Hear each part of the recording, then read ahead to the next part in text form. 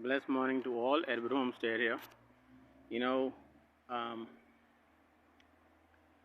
you have some folks that would doubt the cloning method or doubt the lifespan of the tree. You know, one person said they'd like to see what the tree look like in 2 years from now. Well, as you all have been following me, that the tree was cloned from the mother plant, and once it caught catch, I planted it inside a tire with soil. I had to dig a hole because I'm on a hill.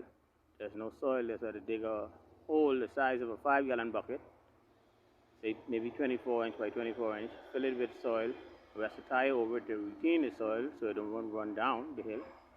And that was the process of that. Another thing the tires does, when it rains, it helps to retain water and it acts like a wicking jug. You know, it's like the old oil lamp to have the little wick in it to pull up the oil. That's what the tires act like. They store water around the edges where there's a little indentation, and when the plant needs water, the water is always there. So I never have to water my sugar apple trees. All of them are planted inside a tire or some drum, something that can contain the water. Now, you all watched me plant this tree here less than 2 years ago, and I told you all how I would take the ends of it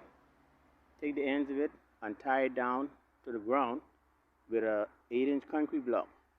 All of them, as you can see, they go up and back down to the ground, up, back down to the ground, and it's just been 2 years. A sugar apple. Sugar apple. See there? And I am basically sitting on the ground, and down here you have sugar apple, sugar apple, sugar apple, all over this tree. And that's all I did with this. Now I have shoots coming up like this shoot right here. I'm not gonna allow that to grow. I'm gonna cut that off because I don't want any. I want this low just like this. As I told you all in my initial plan, I want this low to the ground for my grandkids so that they can come out and pick and eat us at will. Okay, and even though it went through that process, and it's in a ground where there's very little soil other than what I put inside that hole that I dug with a jackhammer, it's still producing. So within 2 years, I can come here and eat sugar apple. Now, I'm no expert gardener, but I'm only telling you all what I did. I think there's a saying that it's a failure but a try, but this is my try. This is my first, as a matter of fact, this is the first tree that I cloned. It wasn't the only tree. I cloned 10, and this is the only one that survived. So you hear the saying, the good, the bad, and the ugly. Well, most gardeners wouldn't show you their bad and ugly, only the good. But believe me, I did about 10, and only one survived, and this is the result. Sugar apples, gone to bed. You see? And they are literally that low to the ground.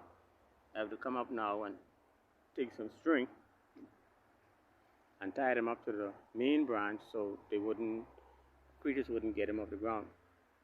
Let's take, for instance, this one right here. If the rats want to get at that, no, not that one. If the rats want to get at that one, they would have to bend down and get that. That's how low can you go this tree has become. And even though it has all these big ones over here, if you could see right about there, there's another one, just tiny one right there again. You see there? And the entire tree is loaded with sugar apples like that. So I want to encourage everybody to experiment. That was my first time, and this is the end results after 2 years. And I do absolutely nothing to contain this. And I believe the main reason is that same old tire that gathers water. Now, if that didn't have dirt in it, that would be causing a mosquito problem. But the tire itself is full of dirt, so it acts as a wicker, like a wicking tub.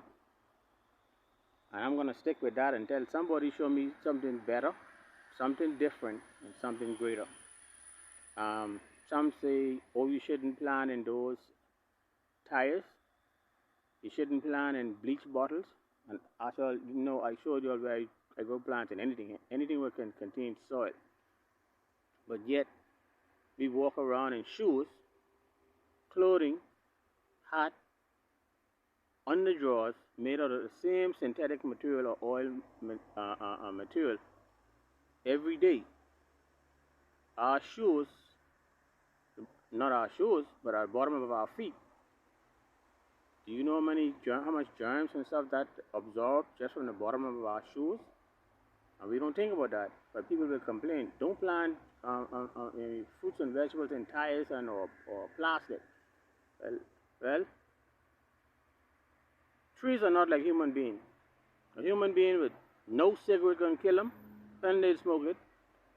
They'll know drugs can kill them, they'll take it. They'll know alcohol will destroy their liver, they'll drink it. That's a human being who have the ability to think. A tree that only absorbs what it needs to absorb. If you don't believe me, plant a tree by your septic tank and watch how sweet the juju tastes.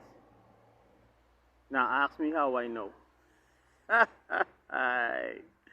Every room's dead. You all have a good day and a better tomorrow. God bless you all.